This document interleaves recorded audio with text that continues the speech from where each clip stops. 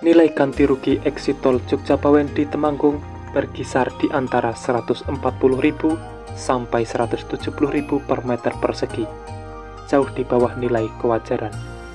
Apakah ada oknum yang bermain, ataukah memang benar nilainya seperti itu? Temukan jawabannya hanya di sini, karena kita akan ulas secara lengkap.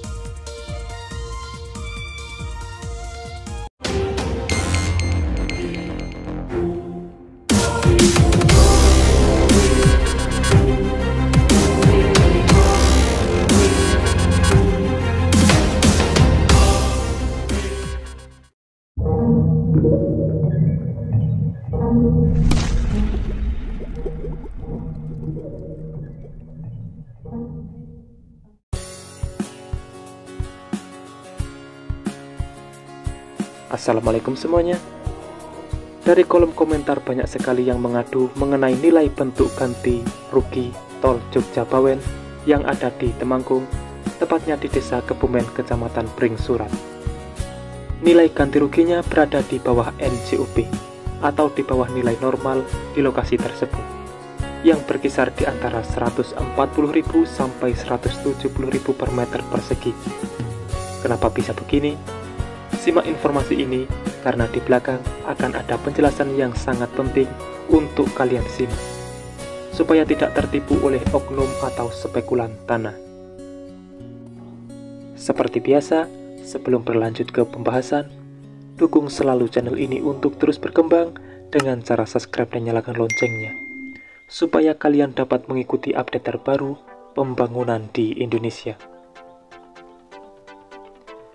Puluhan warga Desa Kebumen, Kecamatan Pringsurat, Kabupaten Temanggung yang berstatus sebagai pemilik lahan tanah yang terdampak pembangunan exit tol Jogja Bawen di Temanggung beramai-ramai mengadukan nasib mereka kepada Lembaga Bantuan Hukum Pengayom pada Selasa 25 Oktober 2022 lalu.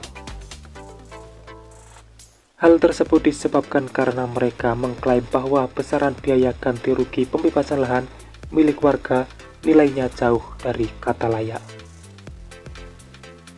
Menurut salah satu seorang perwakilan warga Desa Kebumen, Kecamatan Pringsurat, berkaca dari berbagai kasus serupa, seharusnya warga memperoleh keuntungan atau manfaat atas proses pembebasan lahan seperti itu. Namun demikian, realita yang mereka alami justru bertolak belakang. Pasalnya, harga tanah yang ditawarkan oleh pihak ketiga sebagai bentuk kompensasi dinilai sangat rendah, yakni berkisar hanya di antara 144.000 sampai 170.000 per meter persegi. Itu nilai di bawah standar, padahal berdasarkan nilai transaksi yang berlaku, harga tanah milik warga di wilayah tersebut dipatok antara 600.000 sampai 700.000 per meter persegi. Padahal di area exit tol tersebut terdapat sekitar 108 bidang tanah milik 80 warga Desa Kebumen yang terdampak. Sebenarnya warga setuju dengan adanya exit tol yang masuk ke dalam wilayah desa tersebut. Bahkan harapannya kompensasi atas tanah yang dimiliki dapat meningkatkan kesejahteraan warga.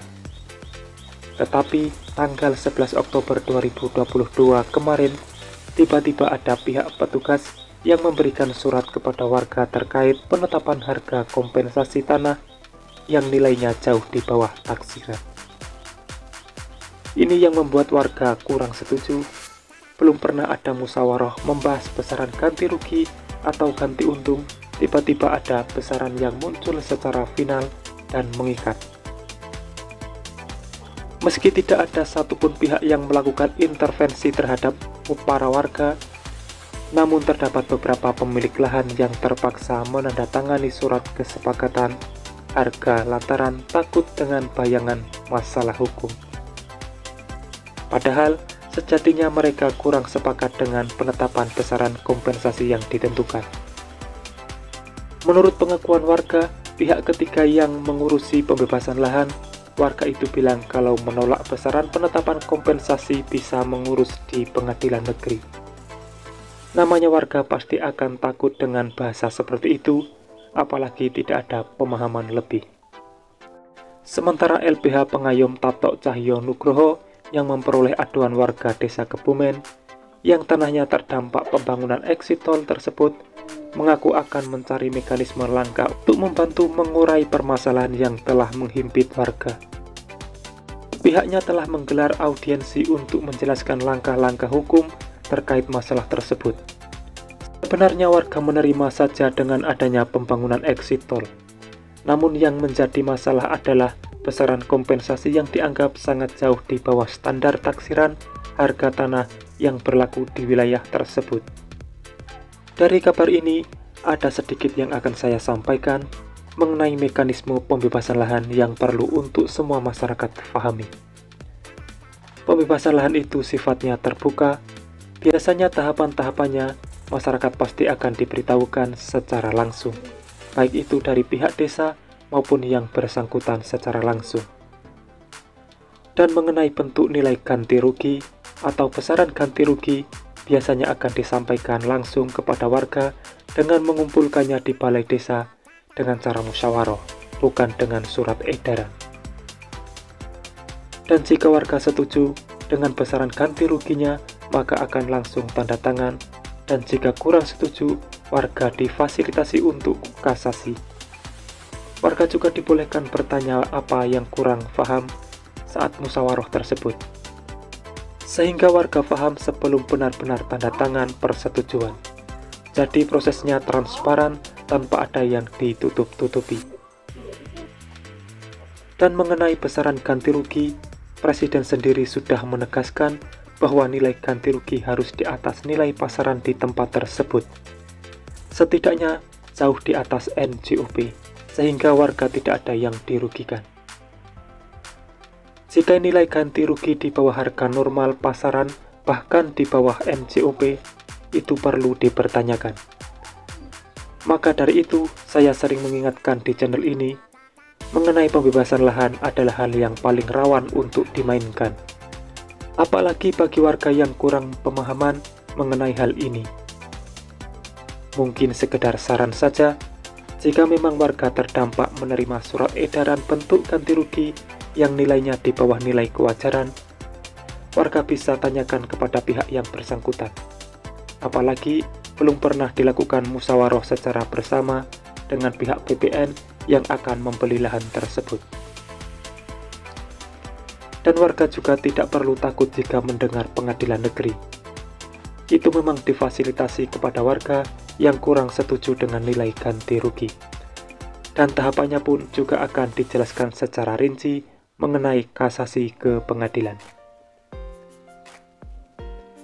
Terakhir pesan dari saya, waspada dengan spekulan tanah atau oknum yang mengatasnamakan pihak terkait. Jangan sampai warga dirugikan dengan adanya spekulan tanah tersebut. Sejatinya pembebasan lahan itu didasari hukum yang jelas dan dengan cara yang transparan. Channel ini hadir bukan hanya membagikan informasi pembangunan saja, akan tetapi juga pemahaman kepada warga yang lahannya terdampak. Supaya sebagai warga kita tidak selalu dibodoh-bodohi, setidaknya paham mengenai mekanismenya dan tahu tahapannya. Mungkin sekian saja informasi dan pembahasan untuk kali ini. Mari kita sama-sama pantau pembangunan di Indonesia, supaya negara kita tercinta ini lebih maju dan sejahtera. Semoga ulasan ini bermanfaat. Jangan lupa pantau terus channel ini untuk mendapatkan informasi yang jarang kalian temukan di tempat lain. Sekian dari saya. Sudah waktunya saya undur diri dan wassalamualaikum warahmatullahi wabarakatuh. Sampai bertemu di video menarik selanjutnya.